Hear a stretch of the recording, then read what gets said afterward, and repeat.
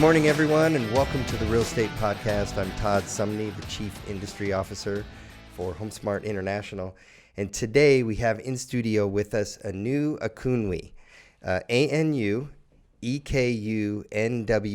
Is that right? That's correct. I want to introduce you to the audience here a little bit. And Anu came into the office yesterday, and we were just started talking, and we were talking about his first year in real estate. So today's segment is going to be entitled First Year in Real Estate, 12 Transactions, Next Year 50. That's right. That's That's right. my goal. And so Anu had told me about how we were talking about his first year in real estate, had 12 transactions this year, and your goal next year is 50. So I wanted to interview you. Okay. And have I have a bunch of questions for you. All right. That the audience, I think, will want to hear your answers. And then I want to talk a little bit about next year and just goal setting. At the time of this recording, it's December. It's kind of the end of the year, so it's a great time to think forward to next year and what you're going to do in 2020. Correct. So really appreciate you coming into My pleasure. the podcast. My pleasure. here Thanks today. for having me. Well, okay, so tell me real quick, let's back up. Okay. Let's back up. How did you get into real estate? What was the impetus or the desire to get into real estate? Okay, so there's a good reason and a not so altruistic reason. Okay. Prior to becoming a realtor, I was a lender. Okay. And I worked at a company called Axia Home Loans. Okay. And we were the in-house lender for Russ Lyon Sotheby's. Okay. And so I was posted to the Camelback Tower location. Okay. And I did a lot of things with the realtors. I did their open houses. Mm-hmm. I taught classes. I actually had a financing class approved for CE credit. Mm-hmm. And there were some times when I went on open houses and I thought, this guy does not know what he's talking about. But I couldn't say anything because Right. that was in my role. Right. And there were sometimes I was like, oh, this person is a genius. Right. But for me, it was when I was doing an open house with an agent, and she was like this the whole time, just hand on her chin, did not interact with clients. Mm-hmm. And I always look for common points with clients. The guy had a Dodge Charger outside. I drive a Dodge Charger. Right. So I said, hey, whose Charger is that? Let's go for a race, just Right. breaking the ice. Right. They were in the house for 45 minutes. I talked to them the whole time, Right. sold them the house, Mm-hmm. and the agent double-ended it. Oh, wow. And that was when I thought, maybe I'm in the wrong line. Right. And so that planted the seed. Okay. And that seed grew over time till when last year I said, you know what, it's time to do this. Okay. Mm-hmm. That's great. Okay, so you went to school. You got your real estate license. Yes. So you were licensed when? October 2018. October 2018. So Yes. roughly, 13 months ago. Yes. Okay, Mm-hmm. great. Okay, so before we kind of get in, I want to walk everyone through. You went to real estate school. Yes. What happened right after you graduated? What did you, what did you do in your first month, your second month, your third month? I want to unpack how you got your business rolling. So you're approved. You have your license. How did you begin? Like, was it business cards? Was it phone calls? Where did you start? And how did you get out there? Someone is listening who is just getting their license, or they're Right. getting ready to get their license. Maybe they've had their license for 3 years, but they feel like they need to put the pedal down. Right. So I want to just dig into 12 transactions in 12 months. That's great. That's a great you. result. Thank you. So you. what did you do? What did you do at the beginning? I went on Facebook. Okay. And I said, hi, my name is Anu Ekunwe, and I'm a realtor. Okay. That was my status. Okay. And I left it up for about 2 weeks. Okay. And I got a bunch of comments underneath it. Okay. Well, one of my previous lender clients called me and said, hey, we're about to sell our house because the commute is killing me. I said, great, let me pass you back to your original realtor. And they're like, no, you said you were a realtor, right? I'm like, yeah, come sell our house. And that was my first deal, just from them seeing it on my social media where I said, hey, my name is Anu Ekunwe, and I'm a realtor. I was doing the play off like AA, hi, my name is, Right. I like it. Right. Okay. That's great. Okay. So business cards, you had to obviously I did begin have to get, business so what cards. were the basics? What did you do with the basics? You had to set up a Facebook page. What are some of those things? So walk us through all of that. Okay, so my first 2 weeks were really busy admin wise. Okay. It was setting up my Facebook business page, which if you do it right, should take you maybe 2-3 days to really get it fine tuned. Okay. I ordered business cards. Okay. Unfortunately, I didn't start with HomeSmart. I started with somewhere else. We won't name them. Okay. I ordered my open house signs, Okay. which I still have from that other company. Right. But I was setting the foundation for not just 1 year in real estate or 2 years in real estate, but 20, 30 years in real estate. I wanted to make sure that this was something that I went into retirement with. Right. So I didn't want to rush it. Right. I just wanted to make sure the foundation was strong. Right. Okay. All right. So so you had the basics, your Facebook business page. Yes. Do you still use both business and personal today on do. Facebook? Yes. Okay. So how I use that is I'll post almost everything on my business page. And then from my business page, I'll share it to my personal page. If it's personal. If it's okay. business wise. Gotcha. Okay. Yeah, because on my business page, I think I have 200 people. Right. But on my friends list, I've got over 1,000. Right. So if I posted it on my personal page, fine. But by posting it on my business page and then sharing it, it keeps my tag on top. It says Anu Ikunwe, realtor, shared this. Okay. So people are like, oh, and I still have people reaching out to me. I didn't know you were a realtor. Right. Well, there you go. Okay. So, all right. Did you watch a YouTube video? How did you know how to build a business page, personal page? University of YouTube. Okay. That's what I call it. Okay. YouTube University. Right. Everything is out there if you search for it. And did you watch videos specific to real estate? Yes. Okay. Specific to real estate. Okay. All right. Great. All right. So you have YouTube going. You have Instagram going. Yes. All right. So you got a call on your first listing appointment. You went, won your first listing. Take us through the marketing. How long was it till you joined HomeSmart? 2 weeks. Okay. So I joined the other company, Right. and I quickly realized everything they said to me during the interview was not true. Okay. And so I asked around. Okay. And someone, my mentor, she won't want me to mention her name, but I call her Action Lady. Okay. She told me, look into HomeSmart. It's a good organization. So I did. Okay. I was referred here, and so I joined. Oh, that's great. Okay. So 2 weeks in, had you already had your listing? Did you have to transfer your listing? I had to into transfer that? it, yes. Okay. All right. But at that point, that was really the only transaction prior outside of HomeSmart. Correct. Okay. So 2 weeks in, you have your listing. Obviously, you need to market it. Correct. Sell it. Yep. What did you do?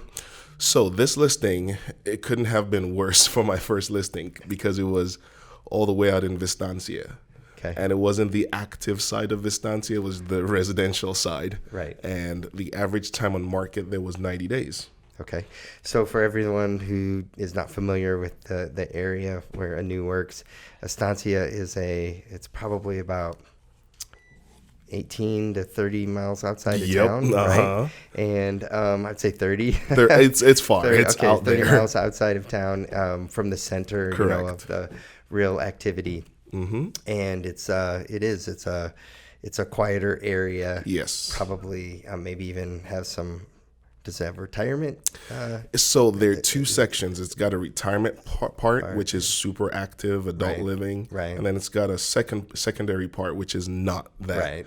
And so if the listing was in the active part, it would have sold quickly. Gotcha. Being so close to the active part, right? The houses sat on market there. Gotcha. 3 months on average. All right. So average 90 days. Tell us though about what you did. How'd you sell it?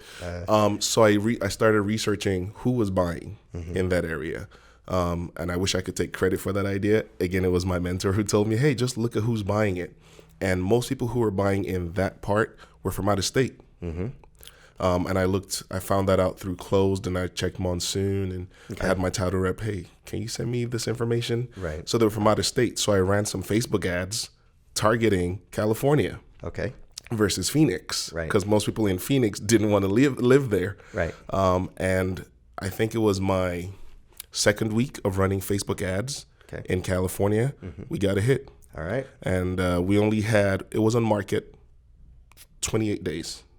Okay. And we got 3 showings. Great. And all 3 were from out of state. Okay. All right. So again, watch a YouTube video to learn how to Yes. do the Facebook ads. Absolutely. Okay. And then probably just like Googled Googled how to run a Facebook ad for YouTube, real estate. how to run a Gotcha. Facebook. Okay. Well, it was just how to run a Facebook ad. Okay. And I was like, okay, I cannot. And then you could still target zip codes. Right. So I just targeted out of state. Gotcha. Okay. Okay. And then how did you know which zip codes to target? California. Just from the data, Correct. that you pulled? Correct. Okay. And my title rep told me the 3 biggest cities feeding Phoenix, Okay. which would be Pinal County, Right. California, and Chicago. Okay. So I said, okay, well, All right. it's an expensive house. I'm going to go to California. Okay. To them, it'll look inexpensive. And they paid cash. Right. So, Okay. yeah. Great. Okay, so let's fast forward a little bit now. Okay. You've got, you had your 1 transaction under your belt. Yes. So what other marketing did you begin to do? So that first transaction really launched my career. Because once that house closed, it was actually 2 transactions because we were selling and buying. Okay. So once those 2 closed, I marketed the heck out of it on Facebook. Right. I put closed, sold, Offer pending. offer, right. pending, offer closed. Exactly. Okay. And people also want to connect with the emotion behind buying a house or selling a house. So I didn't just put closed and, put a picture up. Right. I wrote a story about it. My clients were having a hard time with their marriage because the commute was an hour and a half each way. Thankful to have been a part of helping them save their marriage, not just buy a house or sell a house, but work on their marriage. And that resonated with certain people. Nice. And I started getting personal messages. Hey, can I talk to you about buying this or selling this? And every week I made sure I marketed those 2 transactions.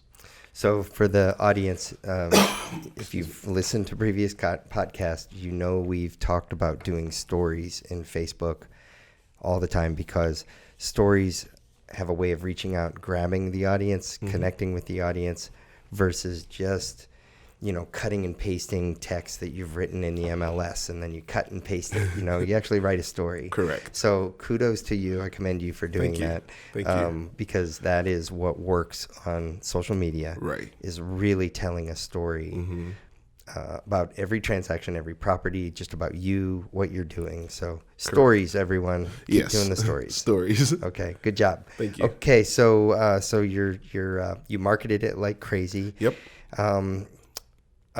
Your other transactions, where did they begin to come from? I can tell you exactly where they came from. I did open houses. And that was another reason why I was happy to be part of HomeSmart because HomeSmart has a lot of listings. And so I would go on the MLS, I would find houses within my neighborhood, and I'll just reach out and say, hey, can I please do your open house? I do XYZ to market the property.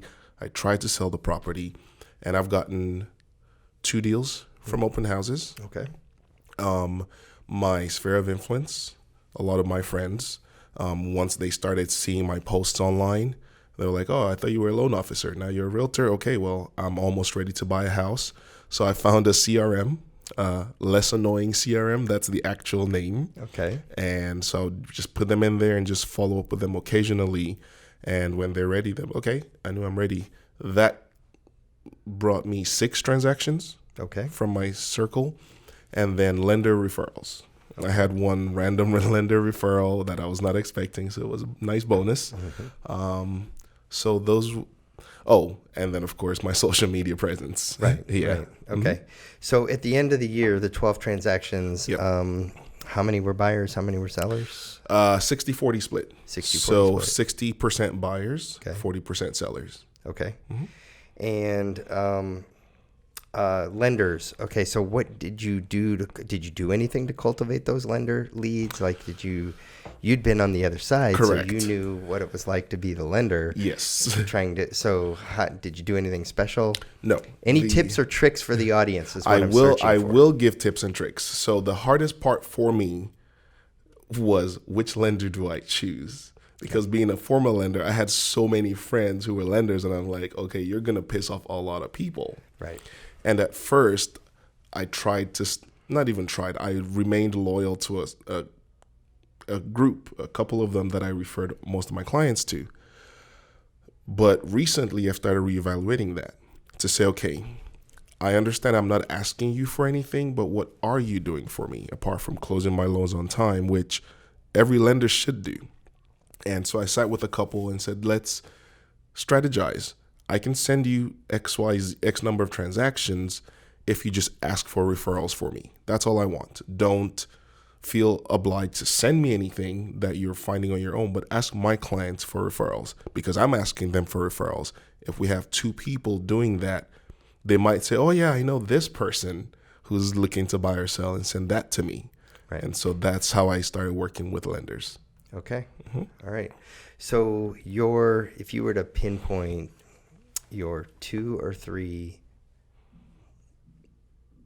most, your best marketing activities Yes. that you do on a very regular basis that drive the most business for you, what are they?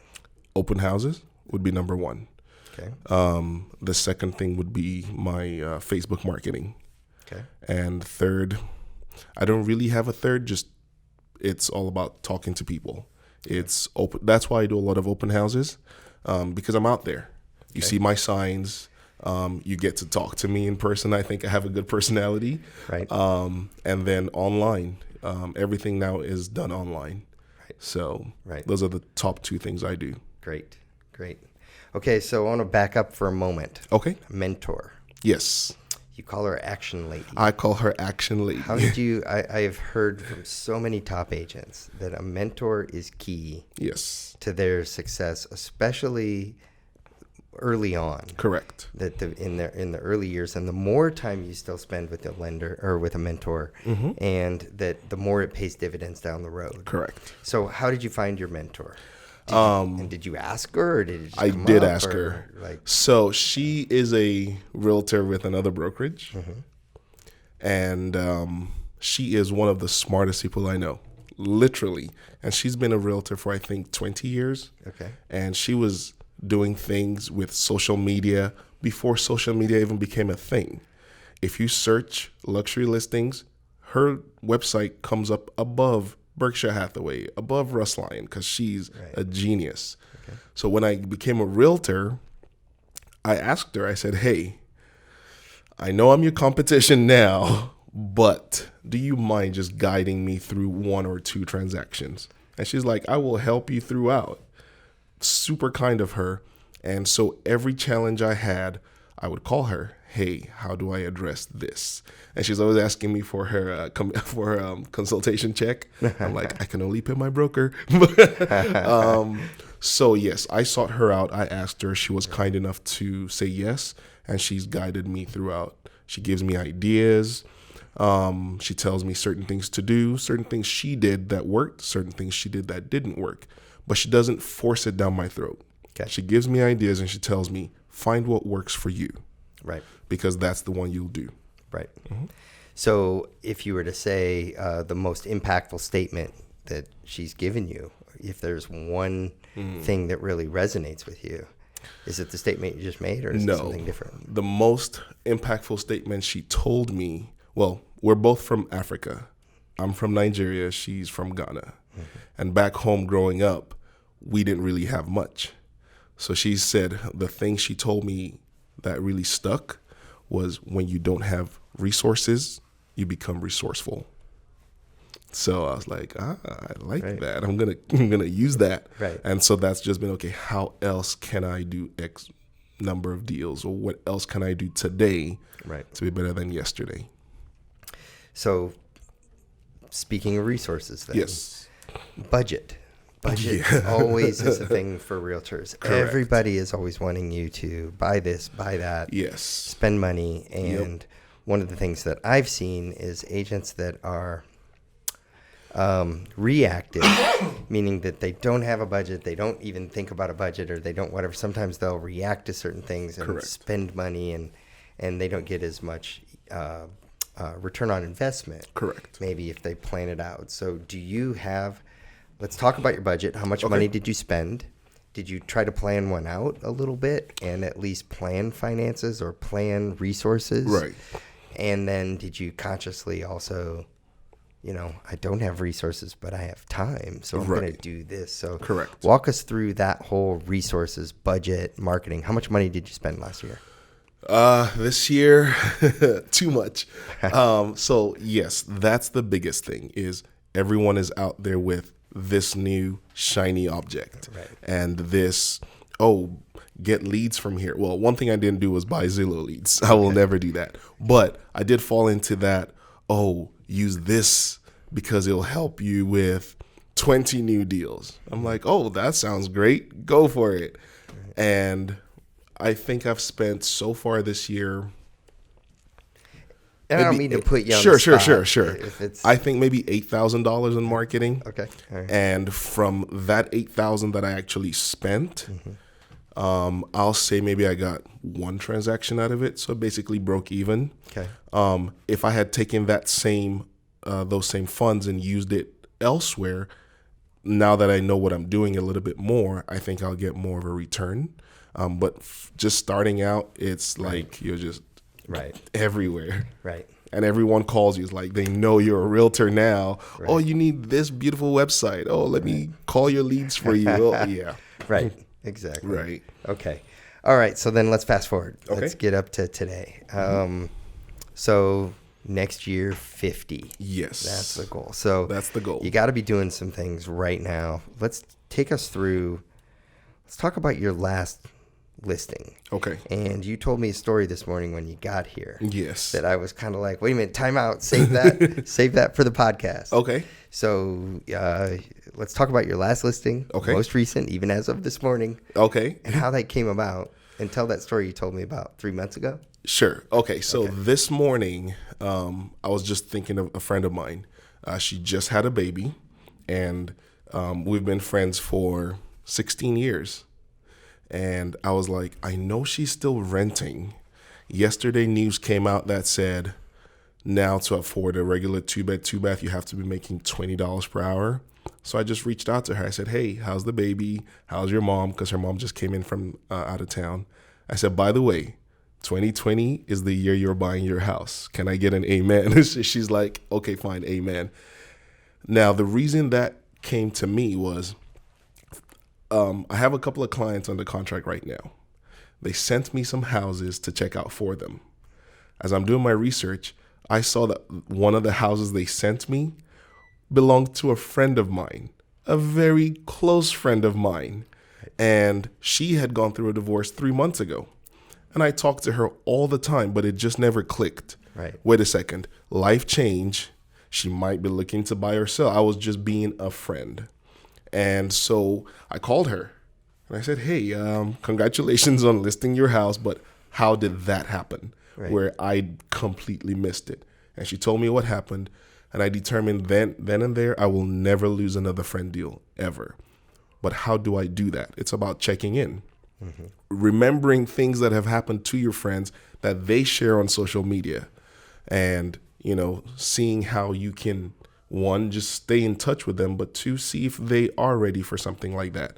So this morning, I was like, I am not losing this deal. Right. And I said, hey, next year is your year to buy a house. She's like, actually, I was just thinking that. Right. Boom. Right. Perfect. So that's how we connected this morning. That's great. And we started talking about what she's looking for. I'm going to send her some listings today. I'm sending her to my lender to get pre-approved. Right. Because her lease expires in January. Right. So I think that almost every realtor has had that moment where they realize that a close family member or friend or something did a transaction or purchased or sold a home, and either they didn't come to mind or they missed out on that. Right. And I think that does cause you to stop, reflect. Yeah. So kudos to you. Good job for that. And if I may, if that happens, don't be angry at your friend. Right. It's not their fault. Right. Because when I saw my friend's listing, I was like, shame on me. Right. Not her. Like, correct. I must have not done something right. Right. And that's where you just reflect and say, right. okay, what could I have done, Right. and then do it. Well, but the aha that you shared with me this morning that I want the audience to take away is you use the words life changes. And Correct. that on a regular basis, you are going to be aware of life changes Correct. in your sphere.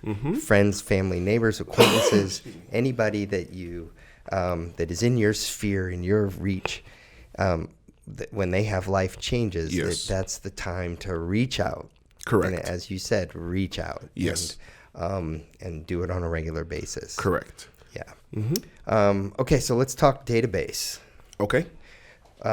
Contacts, phone, any of that. What is, you mentioned a CRM. Yes. How do you manage your contacts when you see that life change that someone has? How do you have this sphere and keep it growing and engaging? Right. What are some secrets that you're doing there? I use video a lot. Okay. Most people have heard of BombBomb. I don't use BombBomb. One, it's expensive. I use Dubb, D-U-B-B. Okay. That's just a little tidbit. It's less expensive than BombBomb, and it does the exact same thing. So I use them. They'll give you a free 7-day trial, so you can just check it out.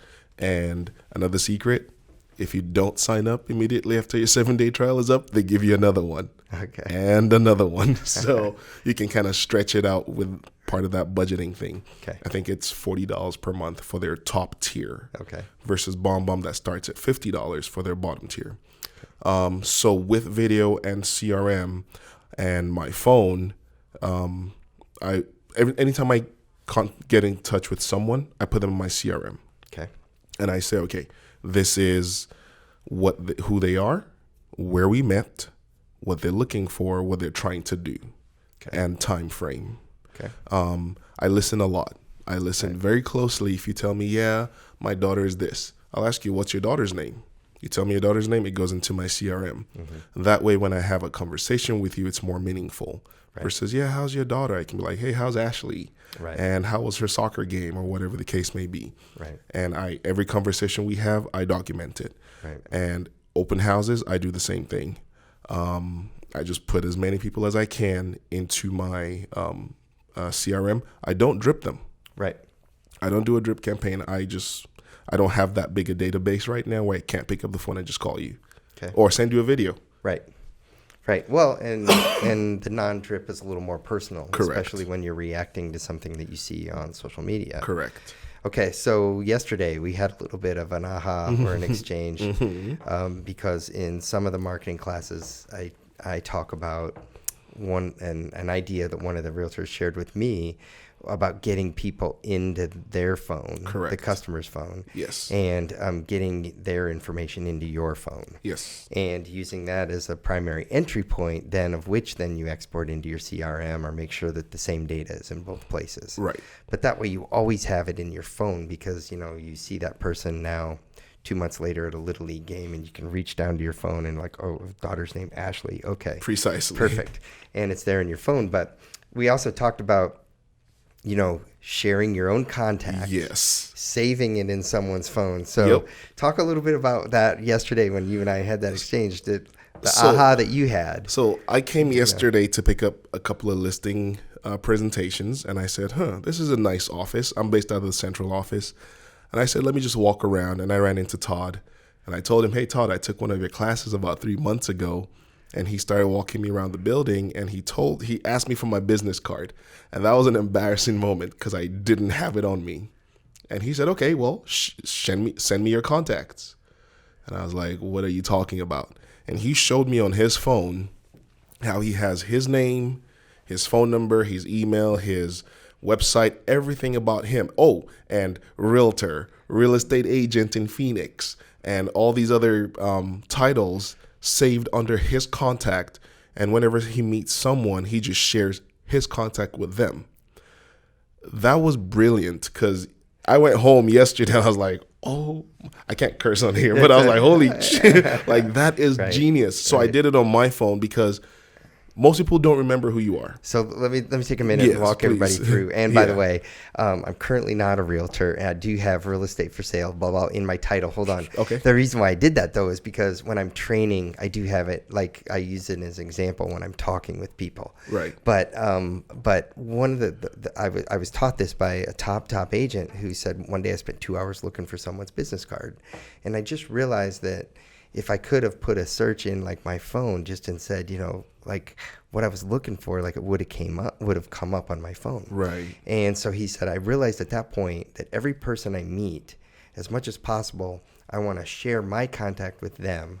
And then I want to come around next to them and I actually want to save it on their phone so that even if they can't find my business card later, they can put in a search, homes for sale, Correct. Scottsdale, homes for sale, Estancia, whatever. And I'm going to come up, or realtor, top agent, and all of that. So yesterday when I sent you my contacts, I went into my phone, searched my name, Todd came up. I scrolled to the very bottom and it says share contact. So I shared it real quick via text and just gave you your mobile number and has my photo in it and everything. And then I came around next to you and I said, did you get it? And you pulled it up on your screen and then it says create new contact, scroll to the bottom. And I actually had him scroll to the bottom, click create new contact, and then I pressed done on your phone. Correct. Remember? Yes. And now it's saved, and I said, now I'm in your phone. Correct. You can always find me. Yep. So about 2 hours later, you send me yours. And great picture, by the way, Thank you. on your contact. It tells me a lot about you right there. Thank you. And I loved it. And then one thing I noticed was you had phone in your, but it was a text. And I said, and I rifled back, I said, can you change that real quick to mobile? Correct. Because when you change it to mobile, people know it's a mobile phone that they can text you versus your mobile. So if you're setting up your contact, make sure you have mobile, but fill everything out. And one of the other things is you can add extra fields. Correct. So you can fill in title, phonetic pronunciation of company, company name, all kinds of or things. my name. My full name. It's pretty long. So. Yeah, and you fill it in with as many things as possible. Right. So that works really well for that was all perfect. of you. I did it as soon as I got home, and then as I saw it, just the benefit of it, it made so much sense. Right. Because now anyone who's like, give me a number, here are my contact details, and then make sure it's saved in their phones. Right. So why I wanted to tell that, because I wanted to circle back, you were talking about Ashley and names of daughters and buyer in this area. Correct. And one of the other things that we did yesterday was we pulled up, your phone or my phone, and I put in the word like buyer. Yep. And then saw all the names that came up, because as examples that I'm working with agents, you should be putting those things into your phone. So putting the daughter's name, the wife's name, special days, anniversaries, things like that, even though they're in your CRM, also put them in your phone just so you have them. And there's that nice notes section that you can do where you can just, quickly say this person is they currently live in this area. They're looking to move into this area. So they are both a seller and a buyer, and they're looking to buy in blank. Put that all in your phone. Yeah, so even my friend this morning, even though she's been my friend for 16 years, I did that this morning. Awesome. After I got off the phone with her, I pulled up her contact details, lives on Northern and I-17, husband works on Bell and I-17, daughter goes to school near them, keep them within this range. Right. That way I can be like, okay, so Tolu goes to school here. Right. I found you this house that would... Right. Yeah. That's so great. I started doing that from yesterday after we talked. Awesome. That's great. All right. Good secrets for everyone. Right. So let's take them through. Last thing here for today. Take them through a week. Okay. What does your week look like? Your work week. Okay. So, what was your last 40? 50, 60, whatever it is. Right. What was your work week like? What are your daily activities? Monday, Tuesday, Wednesday, Thursday, Friday, Saturday, Sunday. Okay. So, sure. Sunday, I like keeping for family because I have a wife and a toddler. And one of the reasons I got into real estate was as a lender, I was working 80 hours per week and not even seeing my family. So I decided to take back my time. So Sundays I keep for church, family, friends. Fridays and Saturdays, you will always find me at an open house. Fridays I do my open houses from 12 to 3. Saturdays, I do them from 12 to 4. Okay. But Monday through Friday, 9 to 11 is my call block time. So I'm calling people, trying to find some expireds to call. And I found that working from home, you have a tendency to be casual.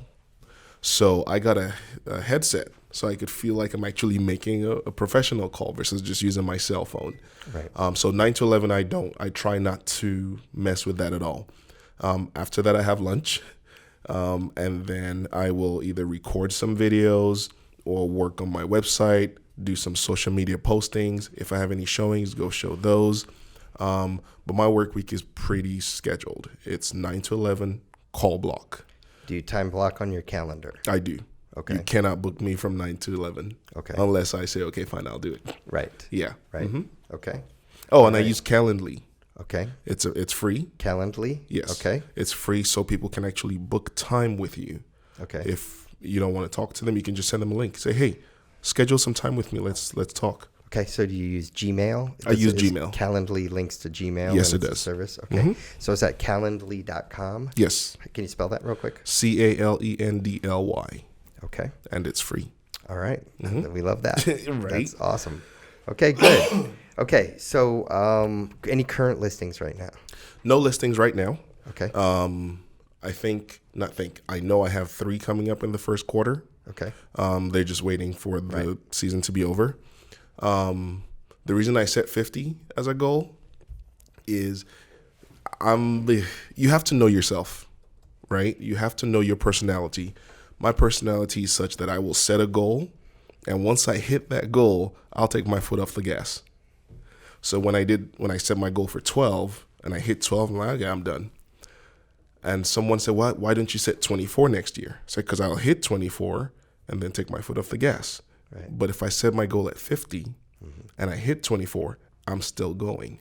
Because every day there's stuff you can keep doing. And so just... I love that goal setting mindset because I think that if you're a runner, right. I used to run when I was in high school, and like when you're trying to beat a time, right, you had to set your time way past, because no matter how hard you're pushing, it just seemed like you had to push it past it in order to hit the time you really wanted. Correct. And so I love that mindset. Yeah, thank you. So kudos to you. Thank you. So, all right. So do you text on Thursdays? Do you text? I do Do you text. block time for texting? If you're using any of the text scripts, any of the, did you know about those? No. So for those HomeSmart agents that are listening, we have free text scripts that are available for all of you. So if I give you text scripts, will you use them for the next 12 weeks and then come back in and talk to everyone? I sure will. Okay. So we're going to do those text scripts. So the text scripts are uploaded inside of the Real Smart Agent panel, Okay. or they are uploaded in the marketing downloads area, or they are in the marketing design center. There's an area where you can download them there. So I will go back and confirm that they are available to everyone at HomeSmart, in those areas. Okay. But let's go download those, Okay. and then I'll talk to you.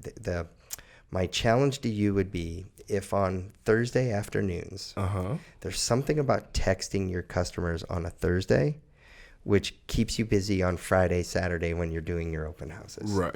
So it drives traffic. Like even if you have a listing, you're texting the homeowners around the open house, or you're somehow trying to market to them, come by, see me, which can help generate new listings. Right. Or you bring your buyers in, to those open houses. So Interesting. So let's try. Okay. And I'll talk with you a little bit after the podcast a little bit about it. But let's try doing some texting on Thursdays. Okay. From in the afternoon, maybe 1 to 3, Okay. or 3 to 5, or something like that. 12 weeks in a row. Okay. And see how that works. Do you have any current listings right now? No. No. Okay. All right. Let's see. What was the other question I was going to ask you? Like as far as marketing, what's your current marketing push right now? It's the end of the year. Are you doing calendars? Are you doing holiday cards? Just notes, thank you notes, anything notes. like that?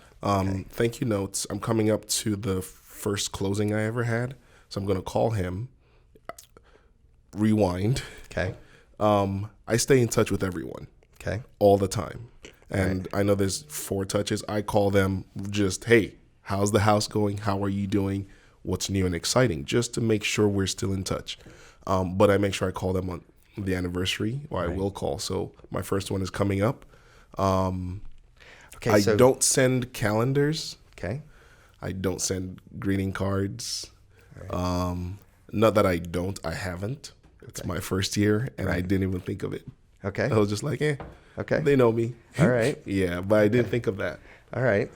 I think you should do some sort of a card if you have the budget. Yeah. With the enforcer photo of you in your car. Right. And wishing everybody a great, next year. Like, it could be a Happy New Year type thing. Right. You know? I like that. But I think the car and that type of thing, so that'd be awesome. Yeah. And this is why I talk to everyone, because you don't know what you don't know. Right. And I'm a solo agent. Right. I only have my ideas, and they're this tiny. Right. But if I talk to more people, I can get more ideas. Like, I never thought about doing that. So, yeah. Well, let's try it. And then let's bring you back in 12 weeks or so. Okay. Got one other final idea for you. All right. So there's something called an automated marketing calendar. So one of the agents in Rhode Island shared with me that what she does is she created a special calendar that she calls Special Days and Anniversaries. And every day when she's on Facebook and she sees people's birthdays, their anniversaries, she goes into her calendar, this new calendar she's created, and she creates a reoccurring appointment every year. And she wants to be notified a week before. And so what she does is she's building a calendar as the year goes on. Right. And then the next year comes around, and now she's got everybody's special days, anniversaries, everything. And then even 7 days before, she can reach out. Hey, I know it's your birthday next weekend. You're probably going to be celebrating with family and friends. You want to go have coffee on Monday, the beginning of the week? That type of thing, right? That's great. So just an idea. Yeah. Just I want to see if you try it. But I think, being that it's 2020, it's December, it's the new year. It's a perfect time for all of you in the audience to start right now, creating your calendar right now so that next year is a better year. Right. And then you can also even put the anniversary dates of when you sold people homes, all of that. So now it shows up on your Google Calendar. So you go into your Gmail, it's down at the bottom, it says create an extra calendar, new calendar. Yeah. And then you can turn it on or off. And sure. But that sound like a good idea? It sounds like a great idea. Okay. Yeah. All right, let's try that. And she just uses it for everyone on her Facebook. She uses not just it, her clients. Yes. Nice. She uses it for everything. She literally even, and I've also shared this with other agents, and so I might blend everybody together, but some agents use it for somebody's son graduates from high school.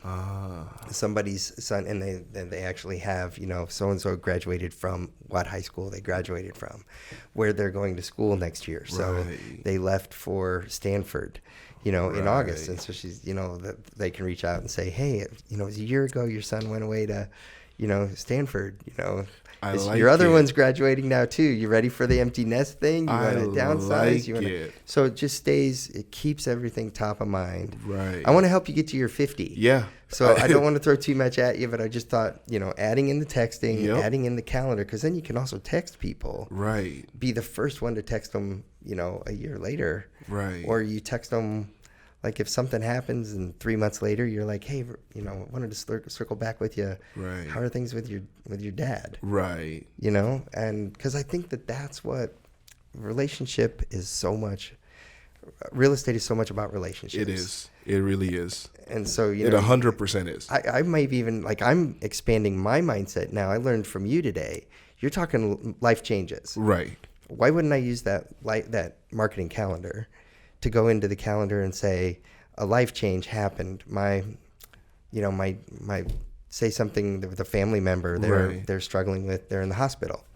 Well, I would put that in the marketing calendar with a 3 months or 3 weeks from now. Correct. Put something on my calendar to loop back and ask how their family member is. Correct. Do you know what I mean? Yep. And so now I'm expanding how it could be used based on your comment about life changes. Thank you. We all learn from each other. We learn from the day you stop learning is the day you die. Right. So I think that those are great ideas. So let's try that. But Anu, do you have anything else, I guess, 12 transactions year one. Great Yes, job. thank you. Thank you, sir. Anything to the listening audience that you would want to, a golden nugget, to leave them that we haven't already talked about to help them sell more real estate next year? I would say the biggest thing I've had to learn this year was just be yourself. Don't try and be anyone else. Don't do what anyone else is doing just because they're doing it. You can do it if it works for you. But if you're trying something that's not your personality, it will show. And people will smell it a mile away. So just be yourself. It's not always going to be good days and it's not always going to be bad days. Right. But celebrate the successes. And that's my biggest thing is just have fun with it. I'm enjoying real estate, even the months where I had no closings. I'm like, all right, what can I do to make sure I don't have another zero? Right. But just be yourself. Right. That's my own thing is Right. don't try and be someone else or someone you're not. Just be you. That's great. Mm-hmm. Well, Anu, thank you for joining us today. So, everyone, I hope you've enjoyed today's podcast, the Real Estate Podcast. Thanks, Todd. Like what you're hearing on the real estate? Tell your friends about us. Tell them to check out all of our episodes on Google Podcasts, Apple Podcasts, YouTube, and Spotify. And don't forget to send any topics you want us to tackle to therealestate@homesmart.com.